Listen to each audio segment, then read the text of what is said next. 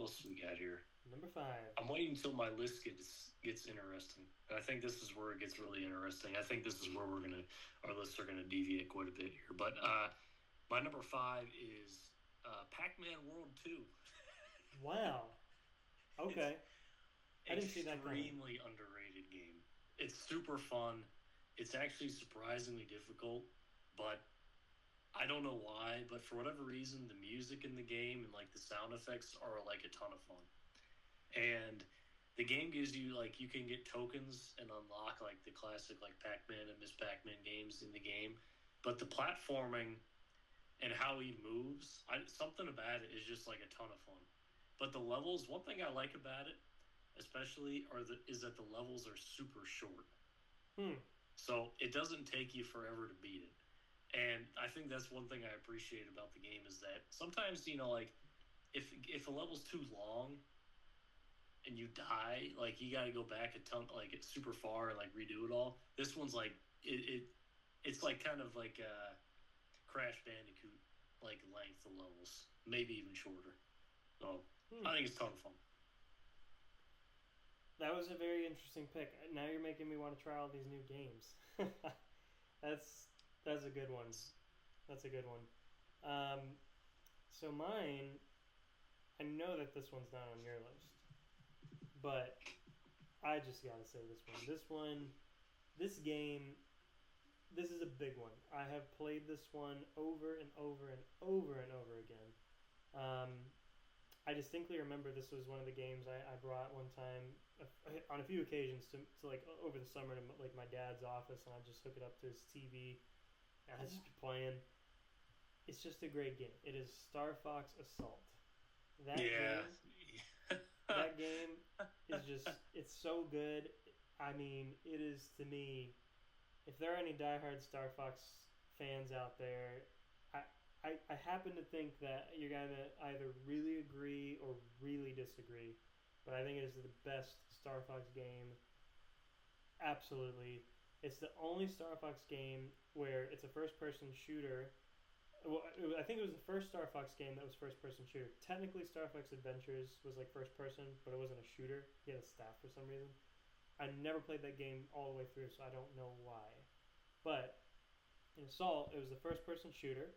You could get into the R-Wing at will, and you can get into the tank, the Landmaster, at will. And so it was just like, I love the free roaming aspect. Like, it really taught you like how to like, I guess as far as video games go, it taught you how to like prioritize. So like, if you're on the ground taking out the enemies, like all of a sudden like Falco or Slippy or whoever needs help in the sky, they're like, oh, Fox, we need you, and okay, you gotta find your R-Wing, hop in, and take care of the enemies in the sky, and then you come back down, and then all of a sudden Crystal needs your help, or whatever, and so you gotta get your Landmaster, and you gotta run over some enemies or whatever, and it's just a great game. I think there was like a ton of cutscenes. I'm a big cutscene guy. I love video games with cutscenes.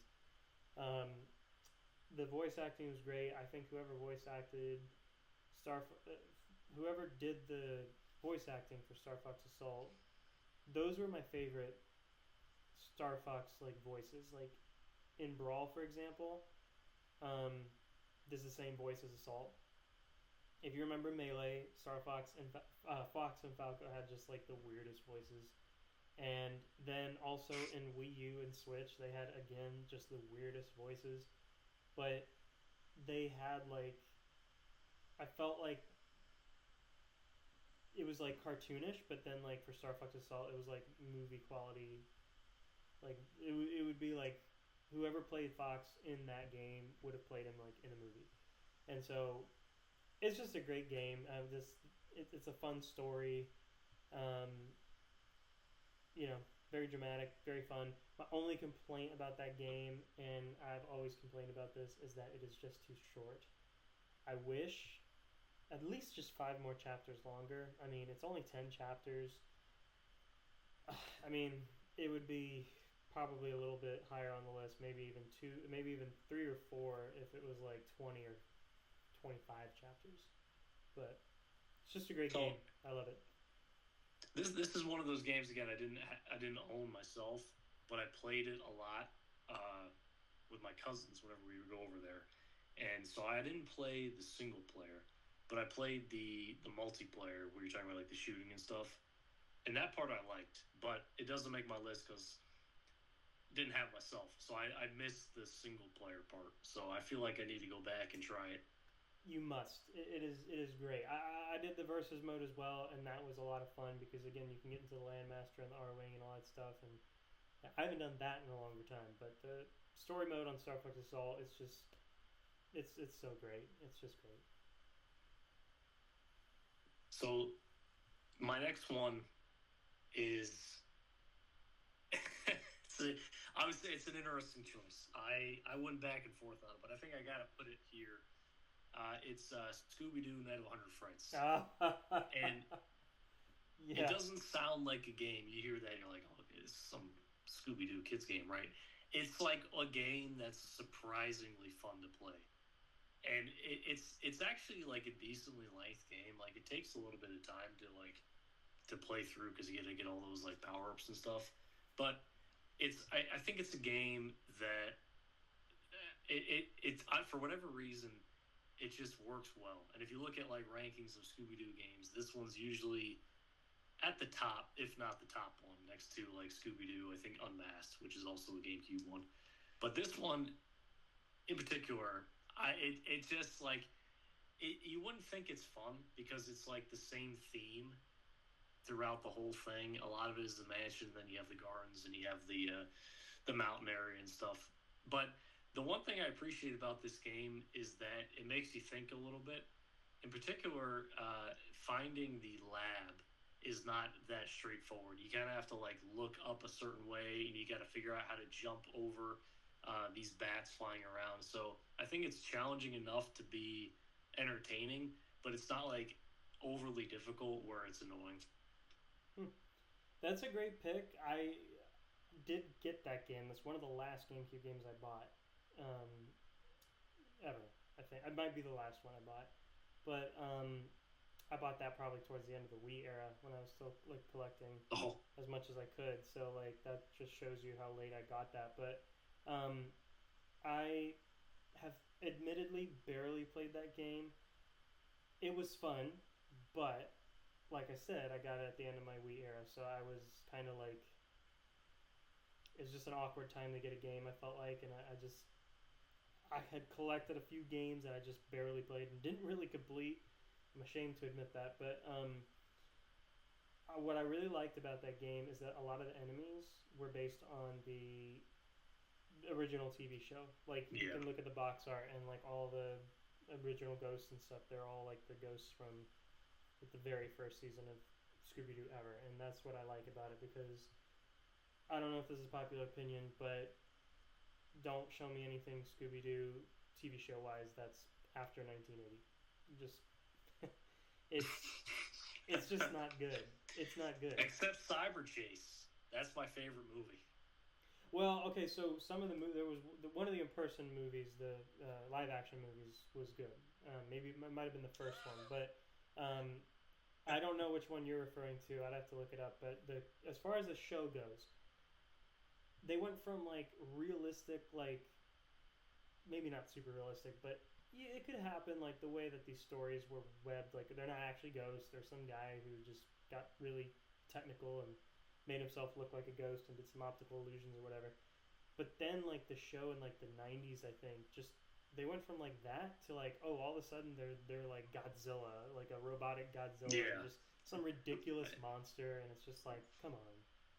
Do you remember the Witch episode where it's like the rock band concert and then like there's like those three witches, but then like one is like actually like a ghost? Are you talking about, this is the original Scooby-Doo, right? No, this was like this was like a 90s, early 2000 time one. I don't think so. It sounds familiar, but I don't. Okay. I don't think so. No. No, I was like, I was really hooked into the old stuff. Like, I mean, one of my favorites was the ice cream one. The Ghost of the Bad Humor, the Bad Humor Man or something, and then oh man, the Creeper. Do you remember the Yeah, that was Creeper? Creeper. that on Creeper. that show on Cartoon Network, man, or Boomerang. Yes. That was It was a good I don't time. think that exists anymore. I don't think. I don't think so. No, I think they're done. Which I think is- Cartoon Network is done, isn't it? I think it is, right? Which is just wild to think of. Like that's that's crazy. Cartoon Network was, I mean, when I was a kid, it was either Channel 36 or Channel like 52, and that was Nickelodeon and Cartoon Network, and I was just back and forth. I mean, Dexter's Laboratory is. I mean, what are you talking about? A classic show. Powerpuff Girls. I mean, Yeah. that show. But yeah, man, Dexter's Laboratory. What Did you show. watch? Did you All watch right, so Johnny Test at all? Did you ever see that show? no, I didn't watch that one. That was a good one. I like that one. All right. All right, what's your number 4? My number 4 has got to be. So this is where we get into like. I think we've crossed into territory where it's like these are games I just could not live without. What was my number 5 again? Honestly, can you remind me? This is embarrassing. Star Fox Assault. Star Fox Assault. Actually, I can't live without that one either. But these 4 are like, these are critical games right here. So number 4 is definitely, absolutely without a doubt, Mario Party 7. That one right there is a great game. That was my first GameCube game. That was my very first GameCube game. It sounds weird because Mario Party 7 kind of came out towards the end of the GameCube cycle. I played a little bit of I played a lot of GameCube with friends leading up to getting my first GameCube. But my parents really did their best to try to keep me away from video games until I was like at least 8, and then that's when I got it. And as Christmas was rolling up, whichever year it was, 2004 or 2005, I think, my parents worked with my grandmother, and they picked out a GameCube that came with the Mario Party 7, like the whole box. And so that was my first game, and I loved it. It was great. And just kind of how you mentioned like Mario Kart Double Dash earlier, one of the great things about the GameCube era is like every Mario game that you're used to, like, I mean, there's Mario Parties for the Switch, right? There's Mario Kart for the Switch. GameCube just like, they just knew how to make it fun. Like they just made it like double up. And so I love the double player mode. So like you play 8 players on a map as opposed to 4, which I'm gonna put you on the spot here, but to the viewers, this guy right here didn't know until like a month ago that you could do that. I don't know how he missed this in life. I didn't play 7 as much as the other ones. That is wild. I'm so surprised that you didn't know that. But yeah, 7, that's like one of the big things about 7. They have 8-player mini games as well, where all 8 characters are on the map. There's this one really fun game where you have like 4. Wait a minute. Yeah, 4 players on top, 4 players on bottom, and it's 4 teams of 2. And basically, there are like electric panels, like to your left and right and above you. And basically, when a panel lights up, you punch it, and then you punch it, and then you punch it, and then it gets faster and faster and faster. And then it's like, you know, it's just so fun to watch. Like as it gets so fast, like everybody gets electrocuted, and like the elimination is just like that. And it really comes down to like if I get eliminated, I have to hope my CPU doesn't. And it's just a fun game. It was my very first GameCube game. I'm very nostalgic for that one. So it's tough because 6 is great. That if 7 had the night and day mode, I wouldn't even be thinking about. I wouldn't even talk about 6. But 6 is just under 7 because 7 has more characters and just more like modes and stuff. So yeah, Mario Party 7. Is that your favorite Mario Party though? I think it has to be because I mean, like I said, it's my first. It's not the first one I played. Huh. The first Mario Party I played was actually Mario Party 1 for the Nintendo 64. And when I actually, funny enough, when I asked my parents for Mario Party, I wasn't specific. I didn't realize there were 7 games, and so they assumed I meant the newest one. So they bought a GameCube with the Mario Party because I was playing at one of my friend's house, the Nintendo 64. And I was like, wait, this isn't it. And then I was like, whoa, wait, this is way better. I'm like, what in the world? And so, yeah. Um, I think Mario Party 7 is my favorite. I think 6 is right behind it, and then 8 is just right behind that. So it's hard. Those three are great. It's just the See, best. Mario Party 8 is my favorite. Really? Okay. Yeah. I didn't think you'd ever Probably. tell me a Wii game was better than a GameCube game. Well, I think it's really just due to the maps. Okay. Like the one train map, for whatever reason, I really liked, and also the one where you could buy the hotels. It was Yeah. kind of like the windmill one in one of the other GameCube It was, games. it was Where one you of could the. like invest in the windmills.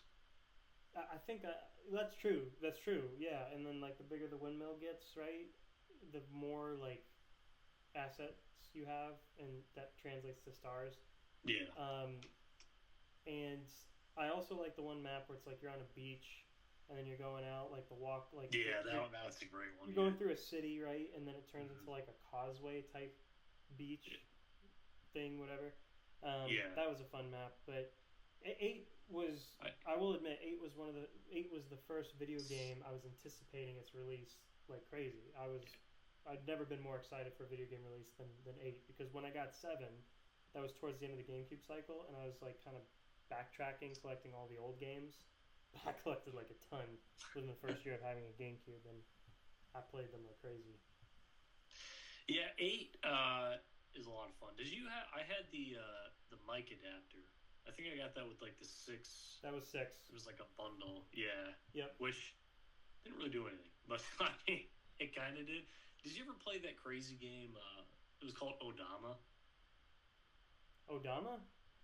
Yeah, you use the mic to like guide an army.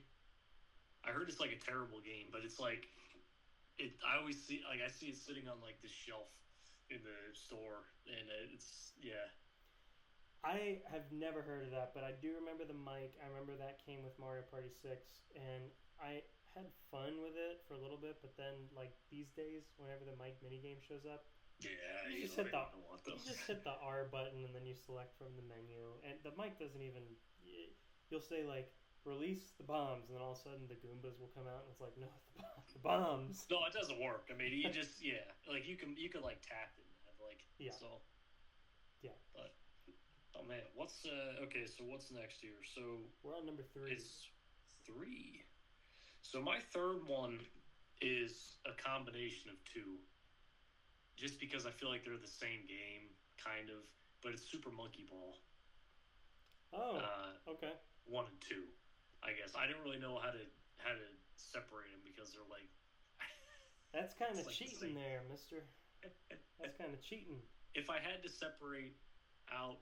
If I had to pick one of them, I guess I'd probably pick the first Super Monkey Ball because of target mode, monkey target mode. But Super Monkey Ball I could probably pick it up and play it anytime, and it is one of the hardest GameCube games, which is why it makes it fun.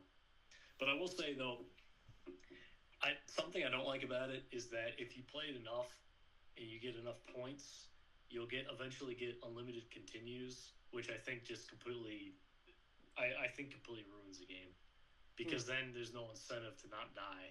Right. So I remember because I played expert mode and I died on there was 50 levels and I died on 45, but then I got enough points where I got unlimited continues, and once that happens, then it kind of ruins it because I don't have to concentrate as much. So.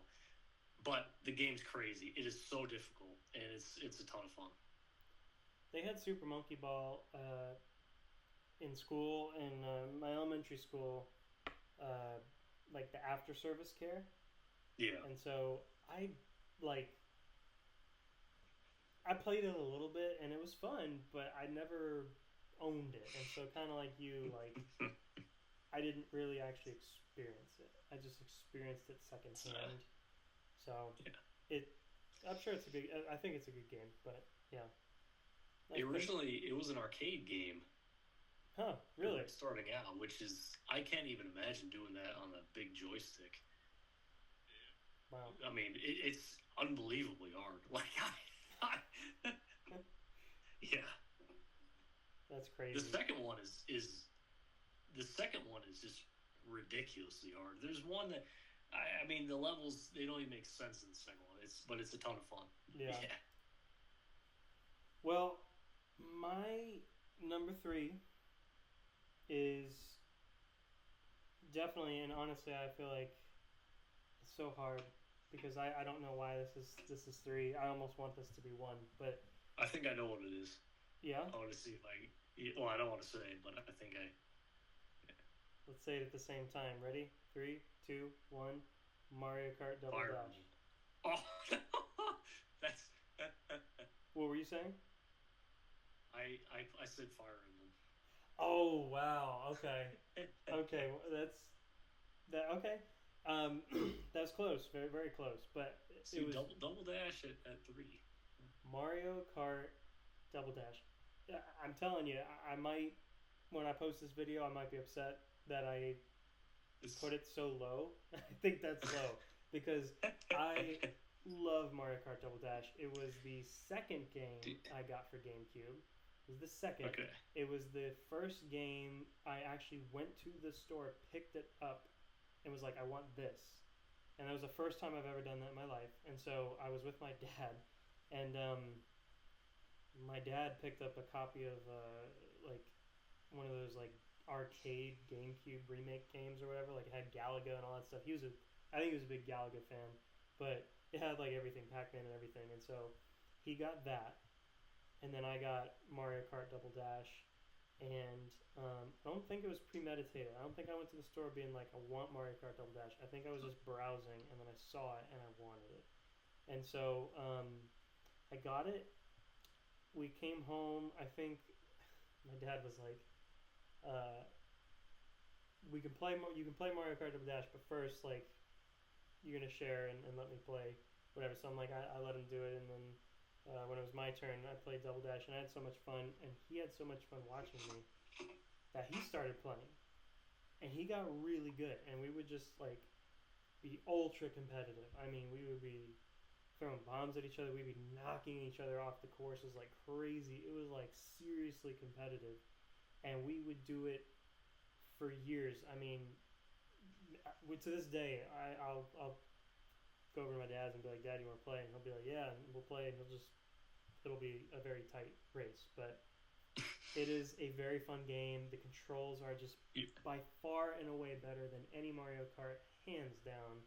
It's so like, you're so in control, like, of everything, you know, like the game doesn't correct for you. There's no like room for error. Like you got to be driving very well, or you're just gonna fly off the course, especially like Rainbow Road and stuff. So it's just a great game. The items are awesome, and again, you get the double players just like in Mario Party 7. So that was a fun experience for sure. I spent a lot of time on DK Mountain in that game. I think that was one of my favorite courses. Did you have the copy of the game with the bonus disc? You know, I didn't. In all these years, every time I see it, I'm like, I'm gonna buy that, and I just don't. But I think that's a thing I need to collect. I gotta do it. So that's the copy I originally had. And wow. it has like demos of like Mario Party and Star Wars, but it's that game I like. Well, yeah, when I race you in that game, it's like we're playing two different games. I don't know how I could be like a lap ahead of you, and all of a sudden you come with this bomb and you throw it at me, and then all of a sudden you're winning. So I don't know how that. Yeah, you're very good at the game, but my thing about Double Dash is that it's the only one that lets you pick two people. I just don't know why they haven't brought that feature back. And now with Super Mario World, or what do they call it, Mario Kart World? Yeah. My thing with that is there's no going back from that. You know what I mean? Like Mario Kart used to be. Now we sound like old people. We're saying it. You know, it used to be this way. Now it's an open world thing. How is it going to go back to that? If they were to make a Double Dash 2, there would be complaints of, well, you know, you can't drive off the course, you know, in the world. So I think the Mario Kart World, I would have liked if maybe they made it Like at least if they brought back like the double character feature. I think that's super cool because you can customize. If you pick two different characters, you get two different specials. Yeah, well, Like that you bring up another point too, because Mario Kart Double Dash is the only game where again there's some strategy, right? So like there's small carts, there's medium carts, there's big carts, and so if you're big, like you're gonna go slower. If you're small, you're gonna go faster. But you are easy to knock off the course if you're small. So I am always a mid-sized cart because I want to be big enough to knock half the people off the course and not be knocked off myself, but I also want to be fast. And so Waluigi, Bowser Jr., those are my mains. They will always be my mains. Waluigi for the bombs, Bowser Jr. for the massive Koopa shells. yeah. Sometimes, if I'm feeling like I want to switch it up, I will do Waluigi and King Boo because King Boo gets all of the items. But there's nothing like the bomb and the Bowser combo because I'll chuck a bomb at you. You'll blow up, and you go into the air, then you land, and then I have a massive Bowser shell coming right for you. You can't get out of the way. And so as soon as you land, you just get hit by the Bowser shell, and you just right off the course. And that's my strategy. I sometimes I get so bored. Well, okay, that kind of sounds bad, but sometimes I get like I want to spice things up in Mario Kart, and so like if I'm doing too well, I will like let the other person get ahead, and I'll just like camp out in the back a little bit. I'll just like collect like an arsenal of items, and I'll just photo finish it. I just photo finish. Yeah. I'll never forget one time. I don't know how I have this video, but one time I had like a recording of us playing, and you and me play? You, me, and Nick, and we were playing, and it's audio only, but we were coming up to the finish line, and you're like, yeah, and you go, no, what in the world? And I knew exactly what I did there. I got you. Like you probably thought as you crossed the line you made it, and then when the results appeared, it says nope, Brandon won. That's fun. What? Something about that game too is it's a very tight game. It's real refined. There's not a lot of glitches. Right. Like Mario Kart Wii had all kinds of weird glitches and bugs. Like you could just you could practically like drive around like the lap little like gold pole and it would like count it as 2 laps. Like it had a ton of glitches. Yeah. But Mario Kart Double Dash has like none. Like there's like nothing that you can break in the game. I think it's real straightforward. Well, actually, what do you know? There are some like Super Mario Sunshine type glitches. Like you have to be intentional about it though. If that's what you mean, yes. There are like legit. Which ones? So, I'll tell you one I discovered on accident and one I discovered by looking it up. I was playing with my dad on DK Mountain, and this is gonna be very hard to explain. But do you know, like, okay, so think backwards. Do you know obviously where the starting line is? You know the big wooden bridge, the rickety bridge, or whatever. Yeah. Okay, so we're going backwards now. So that first loop, right? And then the second loop. If you can think of where I'm thinking of, that's super hard. Like you have to stay on the right. Like there's like a hill. You stay on the hill so you don't fall. Like because there's like the floor. It's like an earthquake. Like there's like a hole. Random hole. Yeah. So if you go high enough, right, like on the side, and you get hit by like a bomb or a star. If you hit it just right, and I think you even have to have the right cart, it'll like flip you upside down. It'll send you out, and I don't actually remember the result here, but it sends you to the starting line. I don't know if it sends you ahead or behind. I think it sends you behind, and so I recall doing that to my dad once, and he's like, "Yeah, it sent me to the start," and then he goes through it, and nothing happened. And he's like, "Are you kidding me? It sent me a whole lap back." And that was the most insane thing I've ever seen. But again, when I say I wish GameCube actually tracked how many hours you played, because I will not be surprised if there's hundreds of hours on Mario Kart Double Dash. Like hundreds of hours. Like probably 1,000 hours. Like it's crazy. Yeah, bro. Every Saturday and Sunday my dad and I would play for like 4 hours. Every Saturday and Sunday for like 10 years. It was crazy.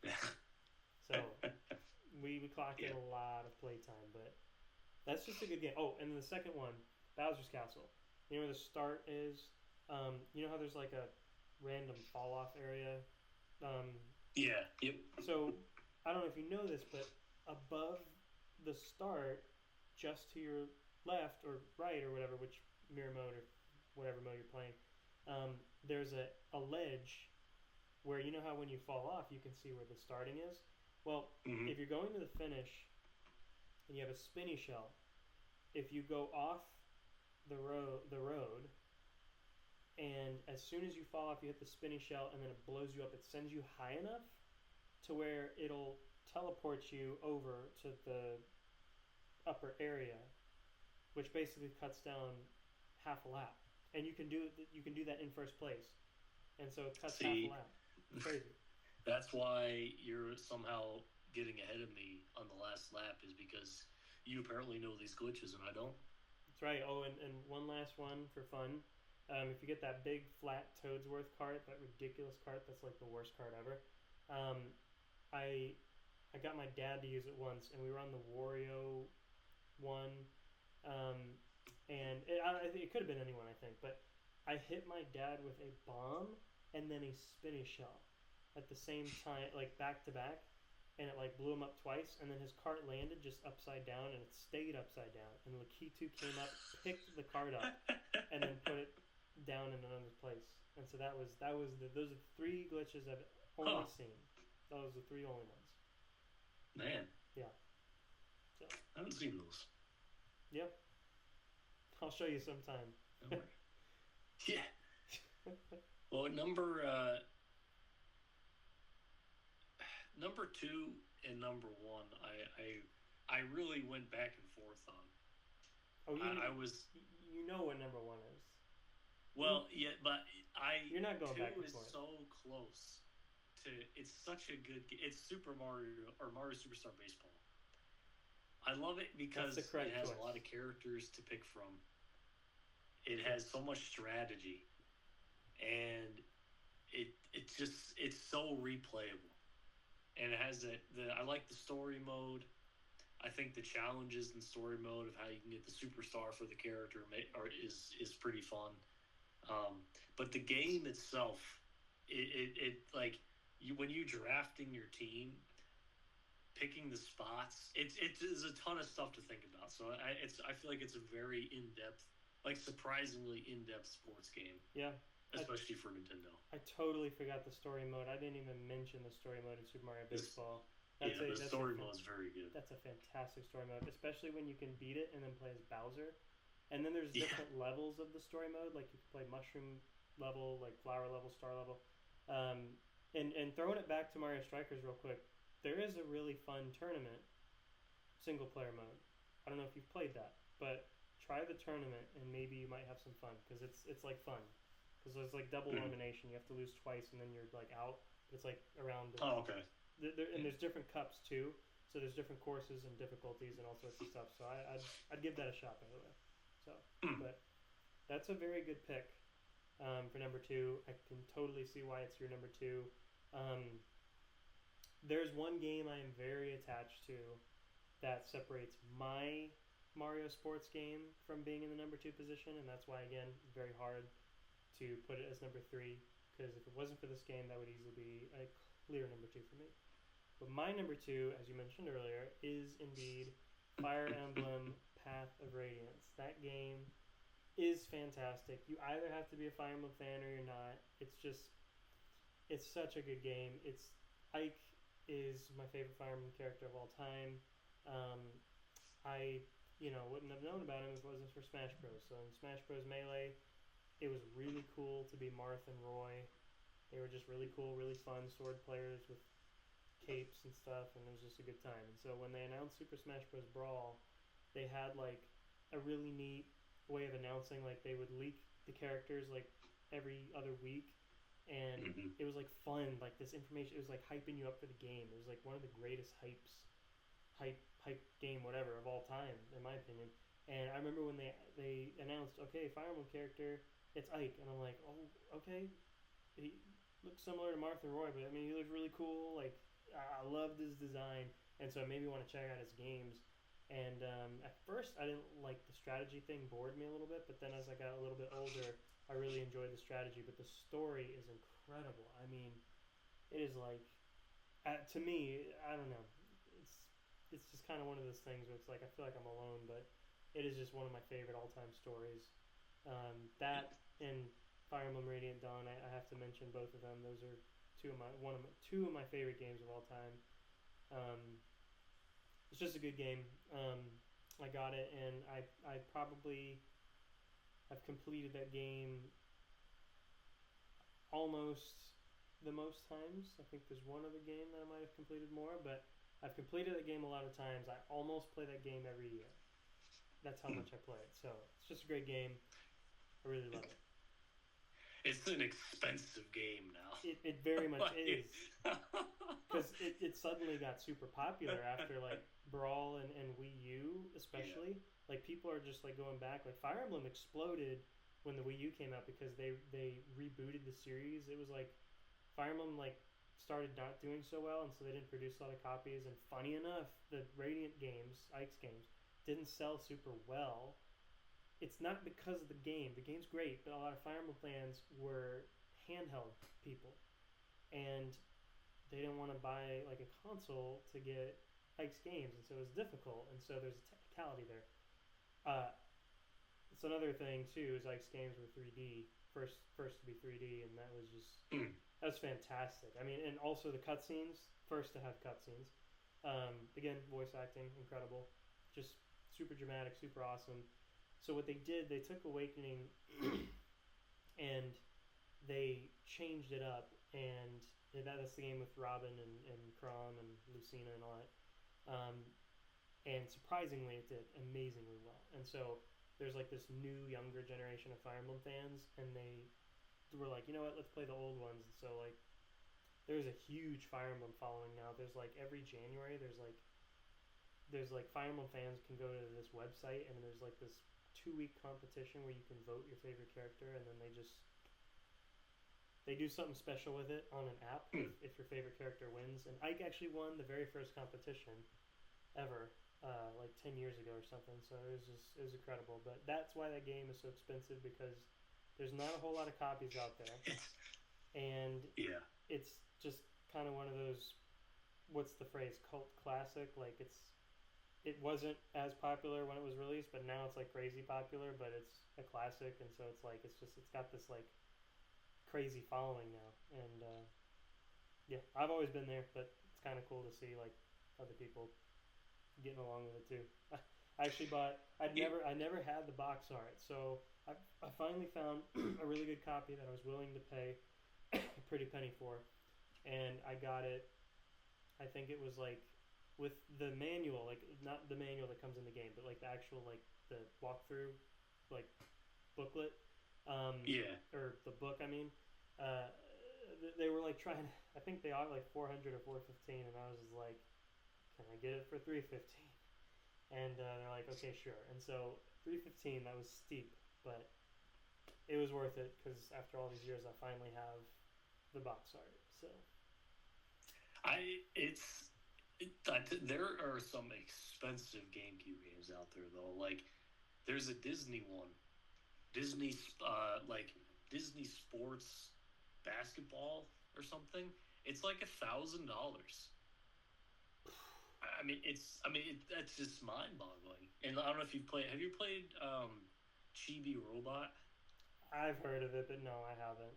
Okay, no, I never played. It's crazy expensive, and same with Animaniacs is a really expensive one too. But you know what? Have you ever seen Did you have Pokemon? Is it Pokemon Coliseum? No, but that game's a game I would love to play. There's one that's like a boxed edition that's like a few $1,000. I mean, it's just mind-boggling. Like, wow, crazy. That's but nuts. I do have an honorable mention before my number one. An honorable mention, okay. Let's hear it. And my honorable mention is Warrior World. Oh, okay, gotcha. All right, yeah. So, which That's is fair. also a decently expensive game. I don't think it did really well when it came out. It's kind of hard to compare that to like Wario Land on the Game Boy. Like Wario Land 4 is one of my all-time favorite games. Hmm.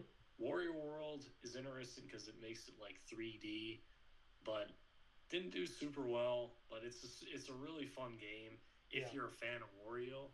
But if you're not, it's kind of like a very much like average platforming game for Yeah. Wario.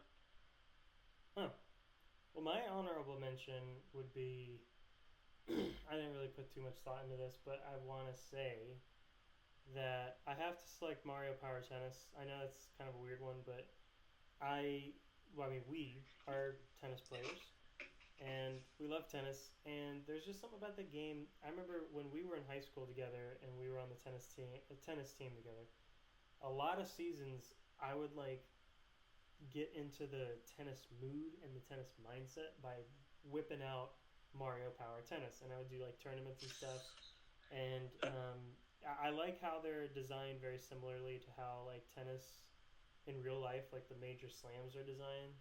Like you got your clay courts, your grass courts, your hard courts, and just you got those tournaments. It feels very similar to how tennis is in real life, and so it's a fun game. I like the controls. Like you feel very much more in control of the game than you do in like Mario Tennis for like the Wii U or whatever. Um, so that's probably my honorable mention. I really enjoyed playing that. In fact, I was actually thinking about playing that pretty soon. So it's been on my mind. I That's why I never had.